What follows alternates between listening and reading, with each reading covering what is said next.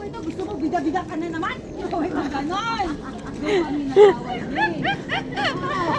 Bida-bida ka na naman. Ako, kwento ko yun, hindi mo kwento. Ikaw na naman ang bida. Lalo ka lang ganon. Ho, ho, come here. Ho, ho. Stop! Eh, kinukontra niya ako. Kinukontra ko din siya. May bakterya siyang toxic sa utak. Oh, yun ang problema. Kami ko, Sorry, hindi ko na nataktan. hindi kasi napupwisit kasi ganito na yun. Kaya nga sa atin sa ako, yun, nakapasir. Pagnog mo kanya naman, mas.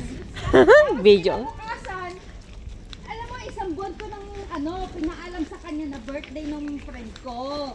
Sa kami lang, Quaipong. Matagal na tayo nagproplano. Oo, matagal ko nang nung araw na Baywa punta ako. Hindi ka pwede. Sabi ka naman, sabi ko gano'n sa kanya. Pinaalam ko na sa iyo yan, matagal na. Ay, bahala ka na. Galit na galit. Binagsakan ako ng tituan. Bye. Ano siya eh, parang iniisip niya, napitinan niya. Kaya, di ba? Sabi, dati nga nung nag-away sila, ay naku, wala yan na yan. Sabi ko gano'n. Ay, mga ganyan, hindi yan.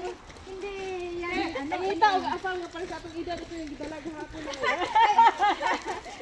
Ay, sabi ko nga sa kanya, dapat yung mga ganyan, hinihiwalayan. Sabi ko, eh di, pag magkasawa naman sila, maka-receive ng mga gifts, aba, in love na naman. Kaya, wala yung galit.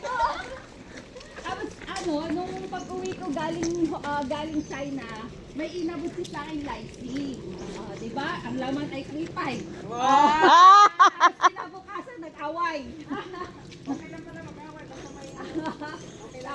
Sabi ko, bahala ka dyan. Hindi ko ibabalik sa'yo yung Lycee Pero huwag ko. ka magpatalo.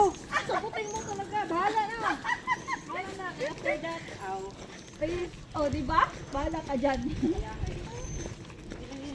Balik sa normal pala pag may lycee ah. Oo, ikaw ba? Tapos kinabukasan mag-aaway na naman kayo. immune na pala tayo.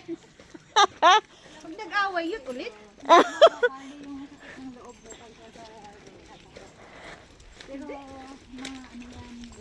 Ano na siya eh, parang mga anak. Bahala ka dyan, sakal ba?